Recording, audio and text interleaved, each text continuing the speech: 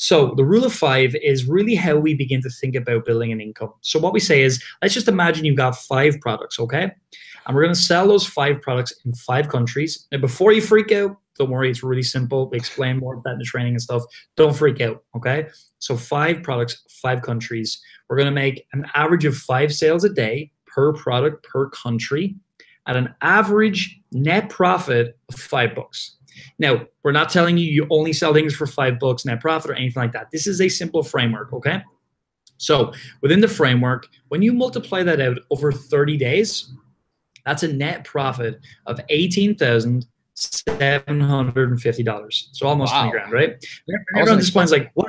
This is 5 products. How with 5 sales, how is this? And this is what we call market multiplication. So we're just simply taking products, we're multiplying the markets that we can sell them in.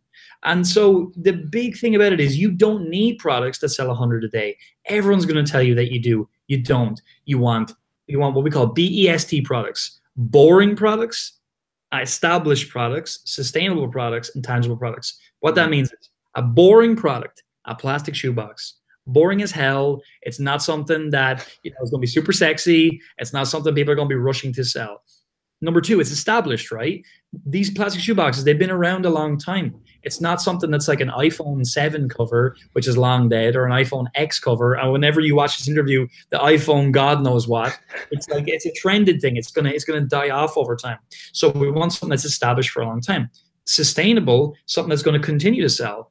So an iPhone 4 cover is not going to continue to sell for a long time. Plastic shoe boxes are going to continue to sell because they've been around a long time. They're going to be around for a long time. And then tangible, this is just one of our rules. We keep everything within Amazon's TOS, and the best way to do that is by having everything as a tangible product. So a lot of people out there, they started trying to build an email list off of Amazon by basically giving away, a digital free digital thing. So come to our website and pick up the free digital thing. And again, it's something that it's a gray area, but it is falling foul of Amazon's rules and stuff like that. We don't do that. We stay within TOS, and we've been teaching this stuff now for over 3 years. We have never had one person have to change any of the selling strategy because we're just sticking to Amazon's rules. And the reason people break Amazon's rules is because they're chasing this phantom 100 units a day product, right? Now, you will find them. You will find these real winners as you go forward in your career, but we don't start out that way. So that's like the strategy, okay? Now, how do we find them? In simple terms, it's this. Go to Amazon. We start with the best-selling products in a category. So if it's home and kitchen or whatever, we start in there. We look at the top 100. Now, we usually will never sell anything in the top 100. But what we do is we begin there because we're trying to learn about the market. A lot of people are using different pieces of software. Some of them are really good. Some of them are a little bit more questionable. But what they're trying to do is they're just given a tool, some parameters, and they don't really understand a market. We go to Amazon and we're looking in the top 100. We're not going to find really any opportunities there. We're learning the market. So what we do is then we start to go and look at these products. We click in, we start to see, can I sell it? That's the first question. And the question generally is around, is it hazardous? Is it oversized? Is it too heavy? Et cetera, et cetera. Then the second stage is when we basically go down through the top 100, then we start jumping outside the top 100 of the bestseller rank.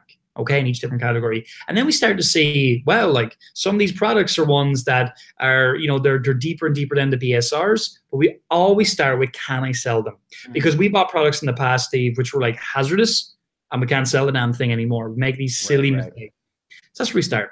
Then we basically go and we say, okay, well then, should I sell it? So we have this little tool, we call it the 4S product gauntlet. And we'll show you guys more about that on training. And what it does is basically we put in certain parameters to the things we found. So it asks how many reviews has it got? It asks like, is it a big brand? It asks things like, what's the listing like? What are the images like? And we start to get a feel for these products that we're looking at. How good is the competition out there? How good are the listings that we're looking at? And then basically what we do is at this point, we look for what we call a gap. So where in the products we're finding that are selling already, where is there a gap? How can we improve the product? How can we improve the offer? Can we see something that's simple that we can do? The simplest example I give you guys is this, right? Let's say, don't sell light bulbs, but let's say you were selling light bulbs, all right? Or shoebox, we'll take our plastic shoebox. So let's say we see one plastic shoebox is selling, which would be highly unlikely because that's not how it works anymore. But let's say we did. Well, what we would say is, well, what if we sell a pack of 5? What if we sell a pack of 10? Is that something that we can, that would improve the offer? And yeah, because people are going to buy 10, they're going to buy 5 because they got more one pair of shoes. Okay, so that's just a simple example. And there's other things we do to improve an offer. So in the final stages, then we say, well, then we started with, should I sell it? And then can I sell it? Should I sell it? And then we're now looking at, well, what's the profitability look like? So we're looking at contacting suppliers. We're getting the dimensions of the product back, the weight of the product back, and we're starting to get a sense of the profitability on Amazon. So what we're doing is then we're all along the way, Steve, we've got this big list at the start of potential products, and we're whittling them down all the time. Now, a lot of people look at our research process and say, it looks like it might take a little bit of time. And the answer is, it does take a little bit of time.